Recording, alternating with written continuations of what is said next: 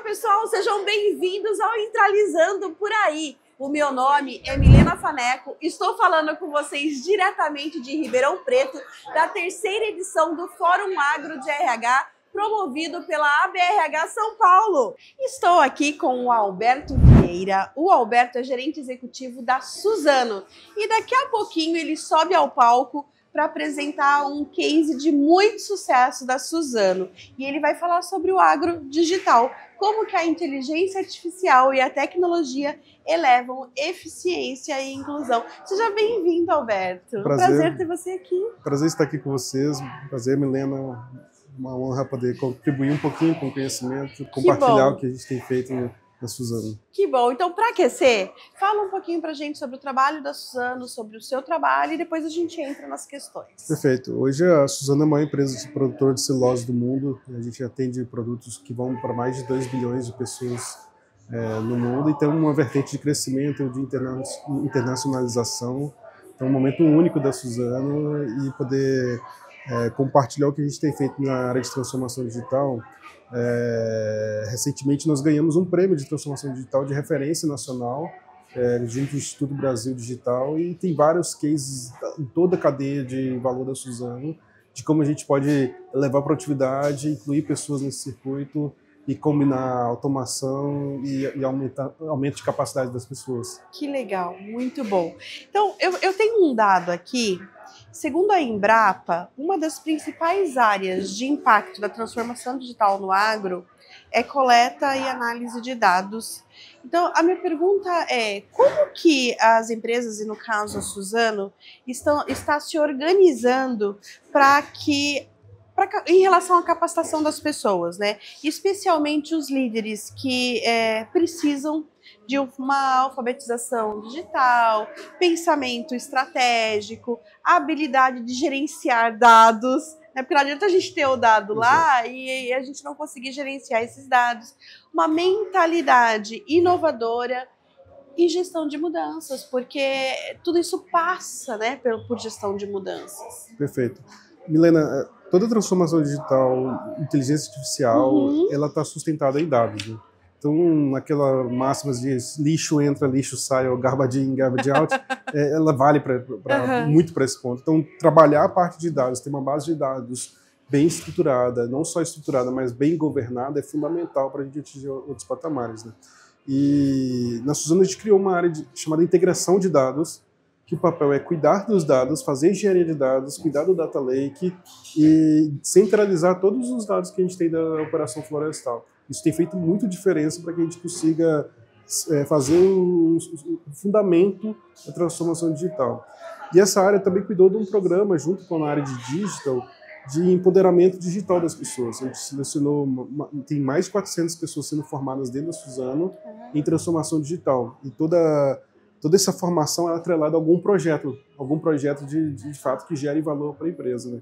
Um exemplo, na Florestal nós formamos 60 pessoas, dividimos essas pessoas em 10 grupos, cada grupo com 6 pessoas ali, que tratou um tema específico, como que a gente vai usar a tecnologia para transformar esse processo. E esses temas, eles se interconectam dentro da organização? Exato. Todos esses 10 projetos, por exemplo, da Florestal, eles têm conexão. Então você criou um ecossistema. Exatamente.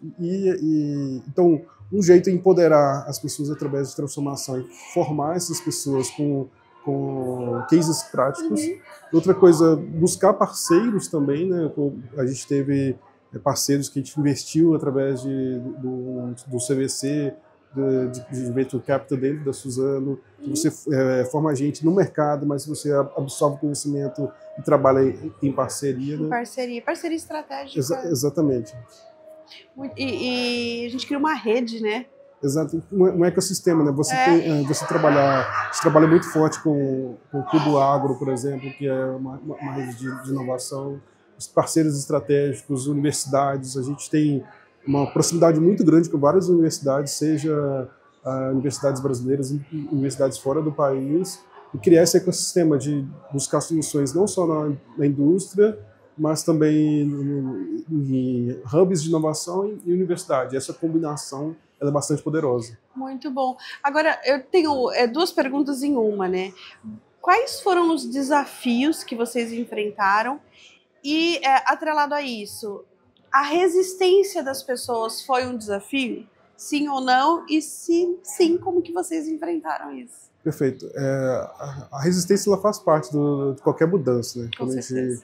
a gente está implantando qualquer solução, qualquer tecnologia, tem que cuidar do processo de gestão da mudança. Você vai ter sempre os early adopters, você vai ter aqueles que estão no meio do caminho que você, com pouca energia, você consegue convencer e trazer para perto, e você vai ter sempre os resistentes. Então, resistentes e sabotadores. Exatamente. Então, pegar os early adopters, colocar na frente junto, entender, trazer gente do negócio para dentro do problema. Não é o time de digital, o time de tecnologia, o time de integração de dados resolver o problema de olho fechado e só dentro de casa. Você tem que estar dentro do negócio, né? Olhar para o problema do negócio e chamar a pessoa da operação para estar junto aqui. Então, você engajar essa pessoa, trazer e ajudar a resolver uma dor que ela tem, isso engaja muito mais rápido. Né? E ela se sente parte do processo, parte importante do processo para resolver o problema, né? Exato. E resolvendo o problema facilita a vida dela. Ela ganha, é o ganha-ganha. Exato. E a transformação digital não pode ser transformação digital ou a inclusão de IA por ela mesma, né? Tem que trazer resultado na última linha. No bottom line do resultado financeiro. Então, quando você atrela algum desafio operacional, alguma dor da operação, que vai transformar em competitividade, vai transformar em resultado, o engajamento é muito mais rápido. Muito maior. Agora, eu tenho uma outra pergunta, né? Também ainda em relação a esse projeto, um programa, na verdade, né, que vocês criaram lá na Suzano, que é como que as áreas de RH e as áreas de comunicação interna atuaram como parceiras desse projeto, desse programa. Porque eu imagino, bom, a RH para mim, eu imagino que seja fundamental, mas eu queria entender como que foi esse processo, que tipo de ação essa parceria trouxe de relevante para as pessoas, para o Suzano. Legal, tem uma curiosidade interessante que esse programa de empoderamento digital que está sendo conduzido pelo time de digital e a gente é parte dele, uma das turmas é o pessoal de RH está dentro de uma turma. Então eles estão sendo capacitados para botar a mão na massa em ações de transformação digital também, de conhecer muito mais de Data Lake, de IA, não só como fomentadores do programa, mas como parte da formação do programa. Então, isso é uma participação. Outra, todo esse programa, ele tem um programa de incentivo, de reconhecimento, tem premiação dos melhores grupos, tem um sistema de playoffs que a gente faz os projetos concorrendo, os melhores projetos são apresentados ao VP e o projeto ganhador ganha um prêmio expressivo e toda a seleção das pessoas que vão participar do programa também a gente faz atrelado ao PDI, atrelado às pessoas que têm sido destaque na área, então tem uma parceria muito grande com o RH para a seleção das pessoas, para o reconhecimento das pessoas que estão no grupo e a exposição delas com os líderes. Muito bom. E você acredita que o funcionário que está lá no campo, que está lá na área florestal de vocês, ele consegue se enxergar dentro desse processo? Eu acho que a transformação digital ela é mais impactante para a média liderança, para o nível de analistas, consultores, gestores, quando a gente fala de IA generativa. Para o time do campo, ele tem que ver a tecnologia facilitando a vida dele. Exatamente. Por exemplo, você levando conectividade a um ônibus da turma que está indo para o campo, que às vezes tem um deslocamento grande para até chegar às áreas que às vezes são mais distantes, e às vezes não tem comunicação com a família, você coloca uma Starlink no ônibus, por exemplo, e você favorece as pessoas comunicarem com a família durante o deslocamento do trajeto. Isso é transformação digital, é inclusão, uma coisa simples que você tem um olhar da pessoa do campo. E é uma responsabilidade social, inclusive, com o colaborador. Exatamente. Muito bom. Agora, indo para o macro, né, saindo um pouco da Suzano, quais competências humanas que você acha que se tornam mais estratégicas quando a tecnologia avança? E tem avançado numa velocidade exponencial, né, Albert? Exatamente. Então, a gente tem um conceito que a IA generativa ela vai trazer muita automação de processos, né? Mas também tem uma capacidade de trazer o que a gente chama de augmentation, de aumento de capacidades humanas. Então, tem algumas coisas que vão ser automatizadas, o ser humano sai do circuito, tem algumas coisas que o ser humano aumenta a capacidade dele, que ele tem sua capacidade aumentada, E tem algumas coisas que vão continuar com o ser humano, que por mais que você tenha IA, que você consegue trabalhar com criatividade, fazer N coisas ali, de vários prompts, mas tem capacidades que são intrínsecas do ser humano, né? Do pensamento ético, da valoração ética, da estratégia, da empatia, da construção colaborativa. Isso não tem inteligência artificial que substitua. Exatamente. Então, o ser humano gastar energia naquilo que é de soft skills, aquilo que ele tem da colaboração, é o que faz mais diferença. Muito bom. Agora, a gente sabe que novas profissões, novas funções vão surgir e a necessidade de novas habilidades, né? A Suzano está olhando para isso? Como que a Suzano está olhando para esse futuro que parece distante, mas está logo aí, né? Perfeito. Eu vou compartilhar na apresentação no futuro. Tem um gráfico que traz profissões nos Estados Unidos que existiam em 1940 e profissões que existiam em 2018. Quando a gente compara 1940 e 1918, cerca de 60% das profissões deixaram de existir. Mas muitas outras surgiram.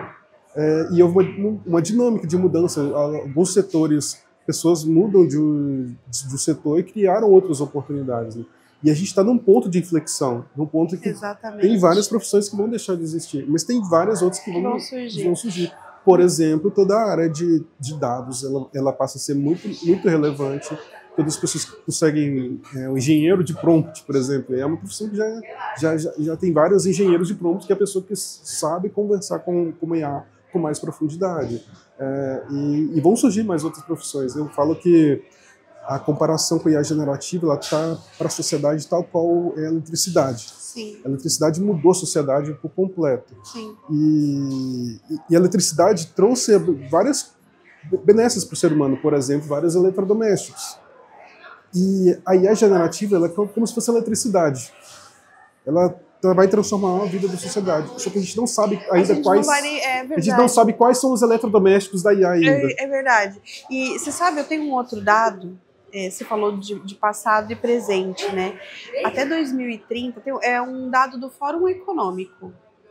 Até 2030, 22% das profissões, das habilidades, né, de algumas habilidades, elas vão ser transformadas ou substituídas. É um dado relevante, bastante relevante, né? A gente está falando de 5 anos. É muito relevante. Agora, quais, na sua opinião, são os erros mais comuns que as empresas ainda cometem quando elas vão implementar programas de transformação digital? Perfeito. Um problema clássico é fazer a transformação digital para transformação digital. Porque eu quero entrar na onda, eu quero implantar IA porque todo mundo falando de IA, e aí vai dar problema, não vai trazer resultado. Então, o primeiro ponto assim, é olhar para aquilo que gera valor. Para que eu quero? Qual dor eu quero resolver? E aí, uma combinação de skills, por exemplo, no meu time eu tenho um especialista em design thinking. Uma pessoa formada em design, numa área de planejamento, numa área de transformação digital. Sim, porque a gente precisa entender a dor. A gente precisa entender qual dor que eu quero tratar, aprofundar na dor, ter o olhar do cliente. Então, qual o impacto, combinar né? skills de design, do olhar humano, olhar da necessidade, isso faz diferença. Então, esse é o primeiro ponto assim, de qual dor que está sendo resolvida, isso é fundamental. Muitas pessoas não fazem isso. Não fazem isso, é verdade. E parece tão básico, né, Alberto? Exatamente. Ô, Alberto, agora falando de agro, né? Onde que você acha que o agro está ainda engatinhando e onde já existe maturidade real quando a gente fala em tecnologia? E emendando a isso, existe alguma tecnologia de agro que o Brasil ele sai na frente? Perfeito. Acho que toda a tecnologia do agro mesmo, assim, do processo agrícola, desenvolvimento agrícola, da produtividade agrícola, isso é um diferencial brasileiro, nós somos bastante avançados. E outro ponto é a conexão do agro com a sustentabilidade. Nós estamos no mundo de bioeconomia, né? Então, a combinação de preservação diária, de traceability dos produtos que a gente tem, de rastreabilidade, conservação do solo. O agro brasileiro é bastante avançado nesse ponto de conservação, de poder gerar soluções de sustentabilidade do mundo. Eu posso gerar produção, posso gerar produtividade junto com a conservação ambiental, junto com a preservação. Isso é um diferencial brasileiro. E falando mais especificamente do setor florestal, a gente tem um desafio ainda de mecanização da silvicultura. Quando a gente olha para a mão de obra, a gente, talvez até para o agro brasileiro como um todo, a escassez de mão de obra vai ser um desafio para o próximo. Eu li bastante sobre isso mesmo. Então, você trabalhar com automação, com IA, ela não é diferencial competitivo mais, é sobrevivência. Você não vai ter gente daqui a alguns anos que tenha capacidade, não capacidade, que tenha aptidão ou que queira trabalhar com esse tipo de trabalho mais manual, mais de estar à exposição no campo. Então, é um must go do agro, assim, ir para a mecanização, avançar mais nesse processo. Então eu posso entender que como a gente está com uma escassez muito grande desse tipo de profissional, a solução vai ser a mecanização, a automatização desses processos. Exato. Então, no futuro, a gente não vai ter mais o homem do campo. Provavelmente não. E aí a gente precisa formar esse homem do campo para fazer outra coisa. Para ser um engenheiro de dados, para ser um engenheiro de manutenção, para trabalhar na construção dos equipamentos, na manutenção desses equipamentos. E você muda o nível de empregabilidade, muda o nível de formação. Sim. E para isso tem uma responsabilidade social. A gente precisa formar essas pessoas. A gente precisa criar centros de tecnologia, formar com parcerias, com o Sistema S, com outras instituições para formar qual o profissional do futuro que a gente precisa. E você acha que esse movimento ele está começando ou ele já está num nível mais avançado? Eu acho que ele está começando. Eu acho que o agro pode ser mais coordenado nesse sentido, assim, de ter mais coordenação do agro, de incentivo de formação, como um desafio social mesmo. Eu ia usar essa palavra, né? Porque você falou bastante do E, né? Mas isso é S puro. Isso é S puro, é o social do ESG, né? E o quanto que as empresas do agro estão olhando para este movimento. Porque isso é o futuro do próprio negócio, é a sustentabilidade do próprio negócio. Exato. Na Suzano, por exemplo, a gente acabou de inaugurar há pouco tempo uma operação grande no Mato Grosso do Sul, em Ribas do Rio Pardo, e um estado que a gente teve um desafio de colaboradores. Então a gente teve que formar gente, levar gente, fazer programas de formação de operadores com o Sistema S, para a indústria. Então, você trabalhar com desenvolvimento de colaboradores é fundamental para a gente alcançar os desafios do futuro. Muito bom, adorei o nosso bate-papo. A gente está caminhando para o final. Eu queria que você deixasse, então, uma mensagem para as pessoas que estão nos ouvindo sobre essa questão da tecnologia, dessa transformação digital, né? Como não incorrer em erros, como você teve aí uma curva de aprendizado, você já entrou nela, assim, já avançou bastante, né?